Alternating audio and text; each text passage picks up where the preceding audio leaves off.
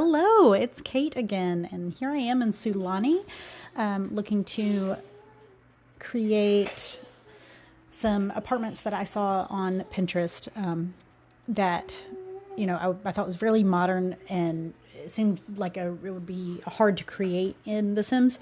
So I thought I'd give it a try, and I'm very happy with how it came out. Of course, it doesn't look exactly like the inspiration photo, but nothing ever does. And that's why we call it an inspiration photo and not a, this is what I copy pasted.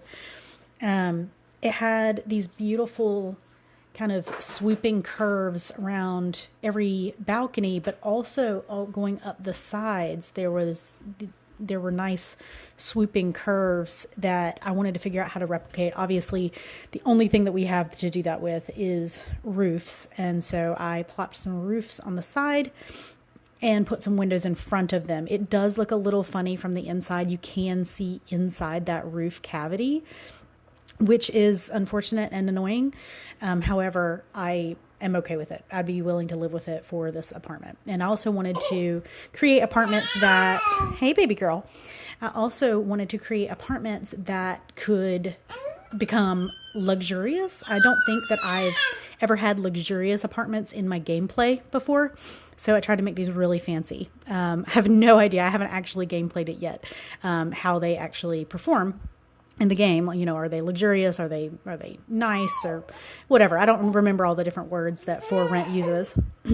But I also wanted to do, when I thought luxury apartments, I also thought Sulani and beach. I think I actually started to try to do this in the world of Tartosa, thinking that could be a luxurious beach spot, and it is, but I didn't think that it was quite right there. So I actually came back to Sulani and started here on the Journey's End. And this is kind of the fancier neighborhood in Sulani.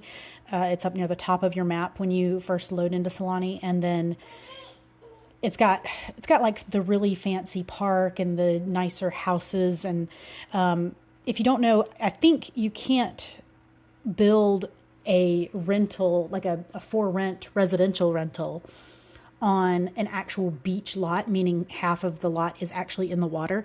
I think the Sims team weren't able to get that to work for whatever reason. So this one obviously is not on one of those lots. This is on a lot where all four corners are on the ground, no water, but it's still an extremely beautiful place to live for sure, with outstanding views, which is what I hope to showcase in the end of this video with the screenshots.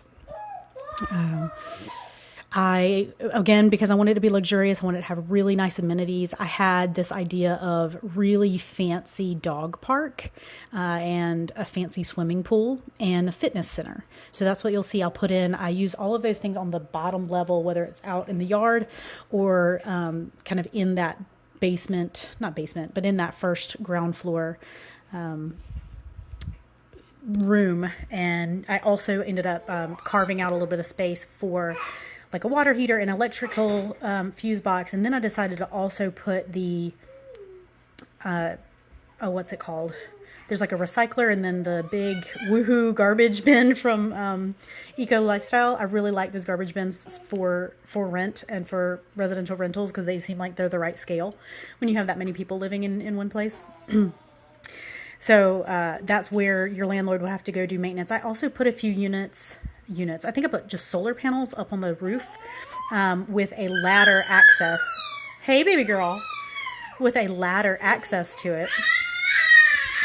So that if you want to play landlord, or if you just want to work on your handiness skill, you can go up and fix or upgrade the solar panels that are up on the roof of this place. I have no idea if that actually will affect gameplay in terms of like bills. Hopefully it does. But I thought it seemed like something a luxurious, hey baby girl, something I thought a luxurious apartment complex would have. I did also put a few kids amenities here. There's a little bit of a play area. There's like a baby pool, and then there's also swing set and monkey bars. But I didn't want to make it too kid-centric, because whenever I think of luxury, I don't think of kids, and that's terrible. I'm sitting here with my baby girl right now, and I think that she's wonderful. And however, it's just not luxurious. Luxurious is not the word. If you wanted a very kid-friendly place, I think I'd have to build something different for that. The vending machines really cheapen this spot. I think I put the vending machines down at the bottom level too, just because it felt like there needed to be some kind of source of food near the pool and the fitness area. However, the vending machines are not luxurious either. I think it really cheapens the whole build. But that's okay. I can live with it. If I start playing with this building, then I will delete those out. And I really was excited about the furnishing of the actual apartments themselves. So each apartment has a lot of rooms in it. I also wonder if that'll add to the luxury and like the cost. Luxury being the grading that the game uses. Like, it does it grade it as a nice one, or as a luxurious one, or whatever.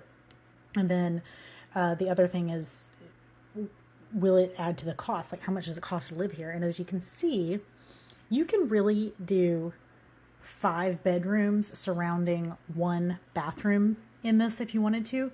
What I ended up doing is I made one of these, what could be a bedroom, into a large ensuite bathroom, and then crammed 2 bathrooms with laundry into that little central room.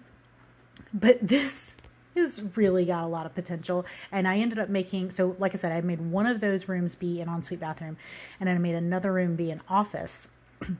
But you could really modify this to be a 5-bedroom house or apartment, which is kind of crazy if you think about how many people there's going to be.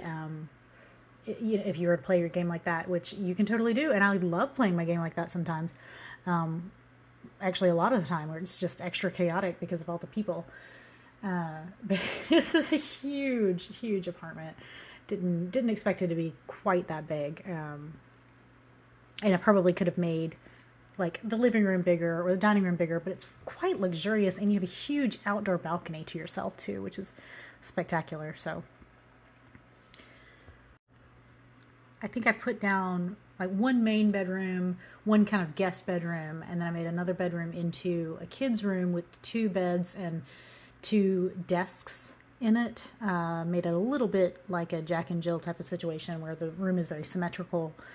And then what I did is I just copy and pasted this exact apartment up to all floors, and I have to do it room by room. I do wish there was a more simple way to do this, but there really isn't. So I had to go back in and fix some things. I also deleted the windows that I had before I placed these rooms on the upper floors, because while the windows helped me understand what the exterior was looking at when I was doing that part of the design, when I'm duplicating the floor plan, I have BB move objects on, and I think I also have like deletion protection and stuff. So if it's going to copy that room, it's also going to copy every door and every window, and then you'll have multiples on top of each other, which is a real pain. And sometimes you don't notice it until you're in gameplay. Sometimes you don't notice it at all, but your game is going slow and you don't know why. And it's because you've got 20 windows instead of 4. So hopefully that's cleaned up enough. And then I was really excited about the dog park that went on the outside. I tried several different things. I really wanted it to look very like organic and loopy and swoopy and like an experience, but not with terrain manipulation. So I ended up using platforms to do this, which is kind of unusual, but I'm kind of happy with how it turned out. And beyond that, I tossed a few trees down and plants, and then there's a little swing set somewhere. Really liked the debug lit up, like pre-lit palm trees. There's one with like string lights on them. Those were perfect for this. And that's the build, and I really hope that you enjoy it. Thanks so much for joining me today. Bye.